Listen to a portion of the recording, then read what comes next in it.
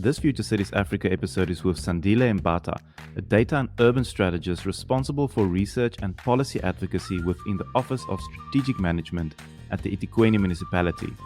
We discuss eThekwini on creating data-driven, smart, livable, and caring cities. Sandile, welcome. Can you give us a brief introduction to your background and current role? I'm responsible for research, policy advocacy, and data work. So data work is work that I sort of built into the role itself as part of integrating city level data because of my conviction that you're not going to make any strategic decisions or develop any strategic tools without having access to the data and understanding where your data sits and what the data tells you, because that for me is infrastructure in itself. So yeah, that's my job in the eThekwini. So I sit within the strategy office. What exactly is your definition of a smart city within the African context? Yeah, it's a bit contrary to this sort of popular sort of connected cities and cities with gadgets and so forth. It's more smart citizens with smart services and smart access to resources. It's cities that are able to share limited resources in whatever form or shape, but utilizing technology to be able to do that. So I see it as a sort of a functional community that is able to connect on the basis of the needs that they have, particularly when it comes to access to food, access to basic services. How are we able to connect our citizens? It's not going to be a city of just IoT and surrounded by gadgets everywhere, but it's going to be a city that is able to be a caring city. And part of, for me, smartness is about caring. So you have caring governance, which is smart governance, and you have caring citizenship, which is smart citizenship. But how do citizens get smarter? Of course, when you give them the resources and tools to be able to be smarter. And part of the work that we try to do with data is also just trying to support the citizens to be able to make decisions on the basis of the data that is available to them. Why exactly is data so important for smarter cities, and how should this data be used? Perhaps the starting point is acknowledging that data is created whether we want it or not. It's going to be created as citizens engage with us. As we engage with citizens, the data is created. So it's not that it's optional whether we are generating the data or not. It's just generated out of those interactions. So for me, my biggest conviction is that data is infrastructure. That's your critical asset as an organization, as a state in particular. You're not going to be able to allocate resources, to do any plans, to make any decisions, in fact, without data. If you do that, you are about to fail, and that's my very sort of strong opinion around data as infrastructure. But data is critical for cities because it's going to tell you where you come from. It's going to tell you where you're going. It's a lot of trends that you are able to analyze and unpack and get better insights on using your own data. So you're using your operational data, you're using the data that you intentionally collect for analytics, and you analyze that data and visualize that data so that it allows you to see and have a view of how your organization functions and how your organization interacts with your customers and your clients in particular. So I see it as very fundamental. Any city that argues otherwise and say they don't necessarily need data to make decisions and to make better cities and better communities is obviously bound to fail, because if you really do not see people's behavior, trends, and people's needs through the data, then you are bound to make ill-informed decisions very often. And we've made these mistakes, I guess, as local government, where many decisions have been made based on instincts and not driven by data. So I think that's going to change either now or in the future. But a lot of cities are seeing that it needs to change now, and eThekwini is one of those cities. I've heard people mention the challenge of having too much data and not quite sure what to do with it. How can this so-called too much data be simplified for actionable insights?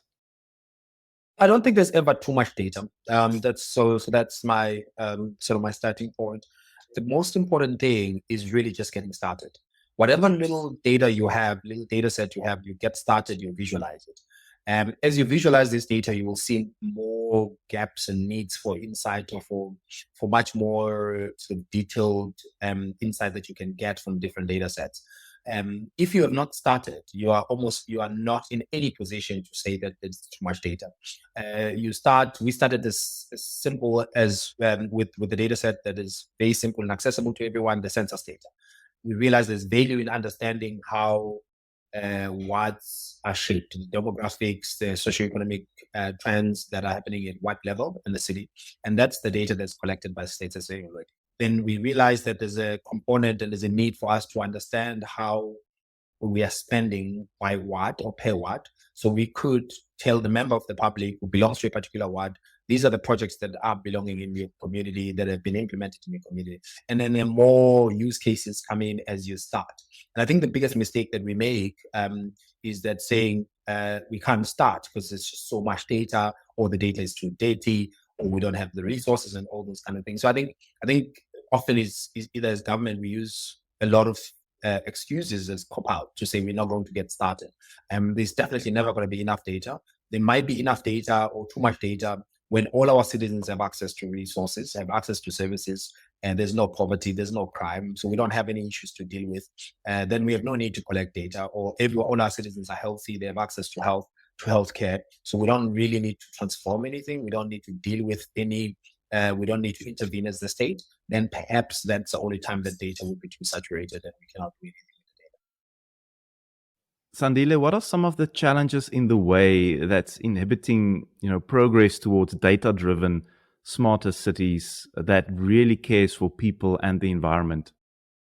One is the definition of smart cities, right? And we've got to depart from this idea of smart cities as this sort of tech cities that are interconnected, but it's more interconnected citizens, interconnected governance, but more caring governance as well. So we change that, and that's a bit of for me, there's a huge challenge in understanding smart cities. The next one is institutional. Institutional culture is the biggest problem. So one of the things we've done in eThekwini, we're very well aware that it's way ahead of its time for an organization to even comprehend and understand the value of the work that we are doing around data.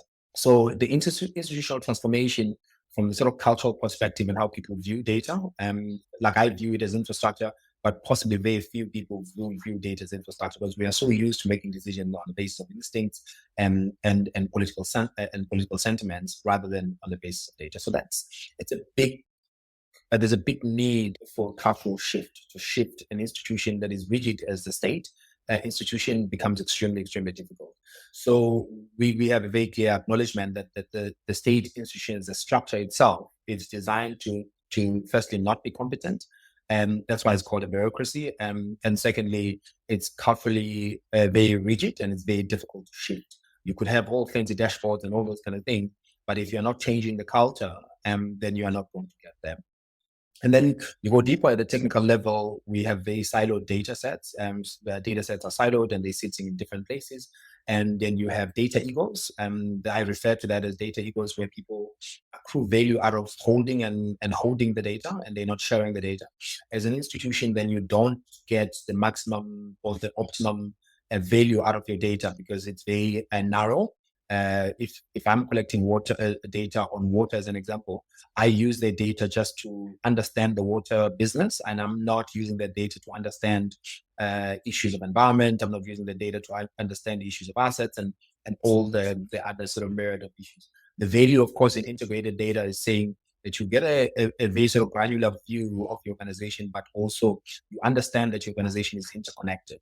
And we've done work on human capital and understanding that human resources, if you don't understand how you've set your stall in terms of human resources, you are not going to be able to deliver services. You need to understand how people are taking leave, your leave patterns. You need to understand how people are taking overtime, your overtime patterns. That talks to your finances and how you are spending money on people that are taking overtime, which means that you are not setting up your stall properly in terms of shift management, as an example, right? So there's a whole lot of things that are a bit of a problem. So, and then that also comes at perhaps the last challenge is the relationship between operational data and analytics data. There's a lot of dirty data. It's very good data for operational purposes, but it's not a very good data for analytics. It needs a very sort of strategic analytic mindset to shift that and to ensure that your systems are collecting data that can be used for both. So that's key. And we've got a lot, and perhaps the last one is a lot of dirty data. Once you put a lot of custom fields where people can insert data freely, like for instance, we've got a lot of varieties of how Durban is written or eThekwini is written, right? With one small letter E and then capital letter T and then capital letter E and capital letter T and all those kind of, when you do analytics, that becomes very problematic. So part of what we want to do is say, how do we have like sort of predictive columns where if someone is talking about Umlazi or a particular street in Durban, they just type it and it already pops up and you click it. So you're going to have very uniform data that's going to be very, very accurate. So those are some of the key challenges that we have too many custom fields in our data collection tools. Some of our data collection tools are too static and they're not digitized at all. And that those are some of, for me, are some of the challenges. And what are some of the solutions to these challenges that you've just mentioned? The solutions that we are now exploring, particularly for eThekwini. I think for every problem, there's a solution. We're just very obsessed with problems and we see more problems than solutions, in fact. And we shouldn't, of course, particularly in government, we are very prone to that. Or in this country, generally, we want to look at problems more than we look at solutions. So part of the solutions that we are now proposing and working towards is saying we want to digitize and automate service forms, service delivery request forms, data collection forms, eliminate custom fields as much as possible, even in our operational systems. So people aren't inputting sort of free text. It's very sort of predictive in a sense that you get a uniform answers in your output data. So those are some of the sort of very simple solutions that we're looking at. The change of culture is a lot of work that it takes time. So we're doing a lot of advocacy work through communication, through sharing some of the work we do. But that's embedded in our, I don't know whether you call it a motto, but there's a sort of key drive and the center of how we want to do things. And I think it's not technical at all. And I always say to many of my colleagues that are working within government space or local government space that you've got to be humble. There's humility. There has to be an acknowledgement that you don't know that much. And when you're humble, then you will acknowledge that. There's also a level of vulnerability that you need to accept, that you need to be vulnerable. Because if you're doing your things in your own little corner, you're going to pat yourself on the shoulder that you've arrived because you're not putting it out there. You're vulnerable and people can push back and you're not going to get sort of positive response or feedback or constructive feedback so that you can be better. So that's why constantly as a team, we put things out there so that we can get this criticism so that we can make things better. So I think those two for me are key. And they just mere acknowledgement that as a state, we're not going to be able to do everything. So we value partnerships. So we partner with civil tech organizations, we partner with private sector organizations. We are comfortable doing that because we know what we want.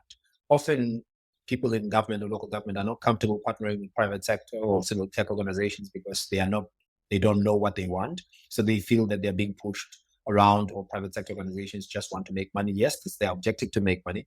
But if you know what you want, you're going to get what you want from those partnerships. So for me, those are some of the things and some of the solutions that we need to start building into the institution itself. We need to build a little bit of intellectual arrogance as well, of saying we know what we are doing. And that for me is a big, big thing. And build capacity. So the capacity internally in local government is something that is extremely, extremely important. If you don't build capacity, you're always going to rely on service providers to come and do things, and they will then charge you for building it. They will charge you when they have to come and renew it. They will charge you for storing the data. They will charge you for analyzing your data and visualizing your data and so forth. And we don't want to be dependent. And I think it's well and good that the service providers want to do that. But as a city, we're not interested in the sort of dependency relationships. We want to build a stable relationship and mutual relationships with private sector stakeholders and civil tech organizations. What innovative smart city projects are currently underway at eThekwini? I do know that you've recently launched the Strat Hub. Perhaps you can elaborate on what that is and why that is important. So the Strat Hub is a sort of big umbrella of many other components of many projects that we would call or will fall under sort of innovative smart city project. So that's more data driven. So we're making data available. There's a Durban Edge portal that makes data available. It's mostly focused on economic data, but we're giving our citizens an opportunity to have access to open data, open economic data. They make their own decisions around economic activities. There's an open GIS portal, which is again giving our citizens and stakeholders access to spatial data. Again, they could do maps and understand the city from a spatial point of view. The Strat Hub then is a home for all these sort of strategic sort of smart city tools that we'll build.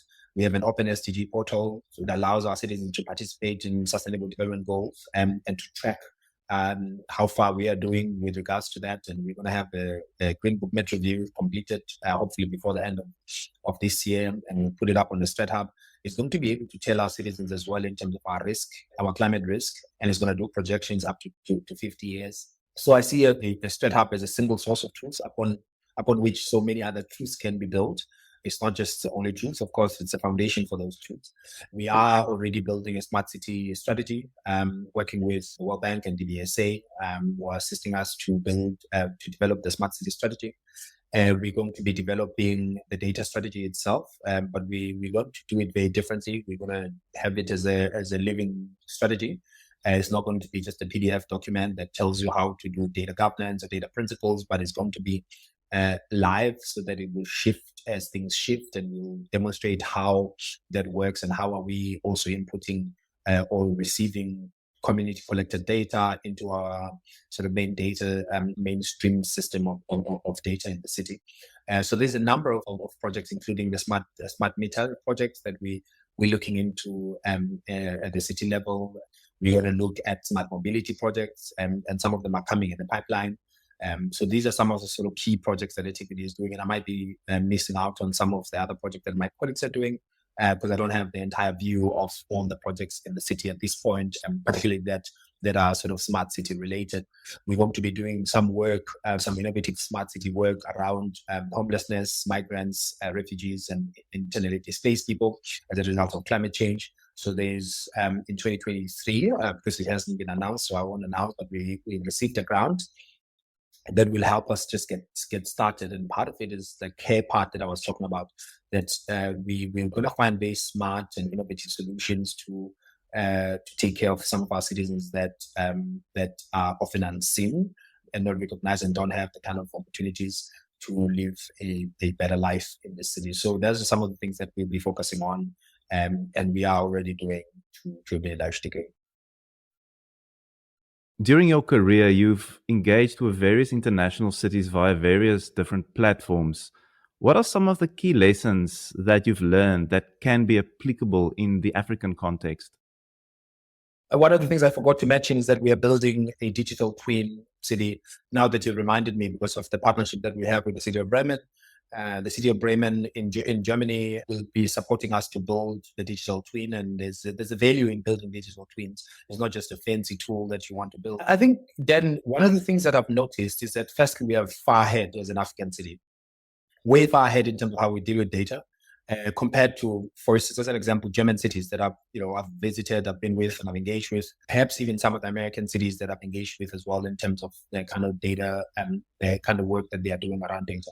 So we are far ahead, but we don't have that sort of intellectual arrogance to say that we are, because we want to shrink this, like, let's be a basket case and everyone must help us and so forth.